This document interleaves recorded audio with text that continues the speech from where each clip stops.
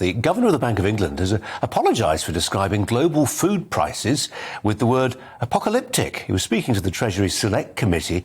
This is Andrew Bailey. He said the war in Ukraine was causing, I suppose unsurprisingly, major supply chain problems. The country is one of the world's biggest producers of wheat and cooking oil. But it's not just food stretching our collective wallets. The price of diesel, it's hit a record high, has hit a record high previously of £1.80 a litre. The RAC says it's partly because of efforts to stop importing fuel from Russia.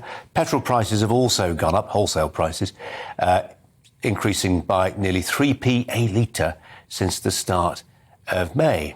Well, you'll remember, won't you, that Rishi Sunak cut fuel duty by 5p a litre, but it doesn't seem like retailers are passing on those savings, and this is irritating all of us who have to drive. The CEO of Fair Fuel UK is Howard Cox, who speaks on our behalf, in a sense, Howard, and you've got some grist to mill on this one because they're not passing it on. No, absolutely, and it's the fuel supply chain. Can I just say it's important to understand retailers are on pretty wafer-thin margins, 3 or 4p. The forecourt, so we don't want your listeners and your viewers to go in there and say, look, what's happening here? They are actually bound by contracts further up the fuel supply chain. And what we're seeing at the moment in time is this opaque process of pump pricing, which no one has a clue when oil goes up. We haven't got a clue what happens at the pumps, and when it comes down, it certainly comes down like a feather, the old rocket and feather syndrome, and it never comes back by the right amount. The important thing at the moment in time is the government are allowing it to happen, and it's at the pump prices, diesel and petrol, about 20p higher than they should be. That's what they are, and the government could actually make that, or could reverse that. What would it do? An army of inspectors going around saying, come on, you're not passing on the necessary savings? I mean, what is the role of a regulator in this? How could it work? Well, as you know, I've been calling for a body called Pump Watch for a long time. I'm working very closely with Robert Halfon MP and Craig McGinley MP and other backbench MPs. We simply want honesty and transparency. We've got Ofgem, we've got Ofcom and Ofwat. I know they don't always have the teeth we'd like them to have. But fundamentally, what we need to see is this whole process is to understand what happens when oil goes up. How does that actually result in what happens at the pumps in petrol and diesel prices? Because no one seems to know, because we're about $113 a barrel now, and I know the pound is a bit weaker. It's dropped. Well, I mean, that's a key point, isn't it? I mean, it's so easy to look at the screaming headlines on this, but actually, if sterling devalues against dollar and Brent crude is denominated in dollar prices, then that's actually a bigger factor than anything else. Yeah, well, I do all my comparisons. I've got data for every single day since 2010. And we've done this analysis, and all the prices in terms of most retailers, if you take the wholesale price and take it away from the retail price, you've got a notional profit. We've worked out that up until 2016, they were averaging about 10p per litre.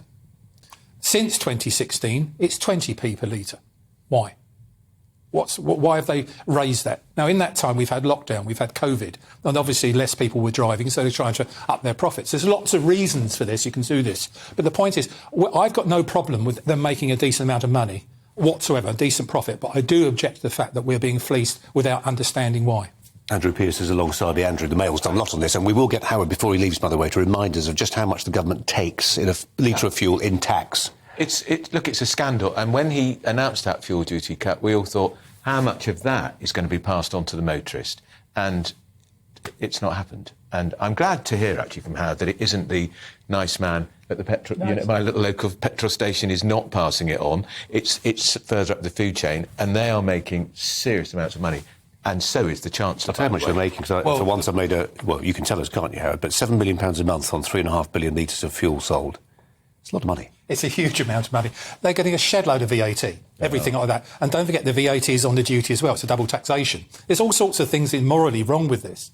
And fundamentally, Colin, what we'd like to see is a body like Pump Watch.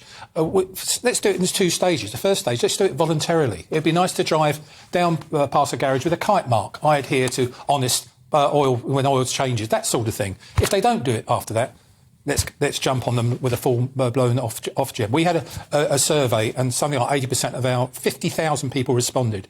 80% said they want a full-blown regulatory body now. And it's not just in the cars and the motorists, it's in the lorries, the delivery lorries. Correct. It's pushing up the inflation across the country. Inflation is going to reach double figure soon, and a lot of this is to do with the price of fuel. And I promised the viewer that you'd give us the figure for how much a litre of fuel in this country would cost if were it not taxed at all. Well, yes, at the moment it's about 46 to 50% is tax. So it's just half it.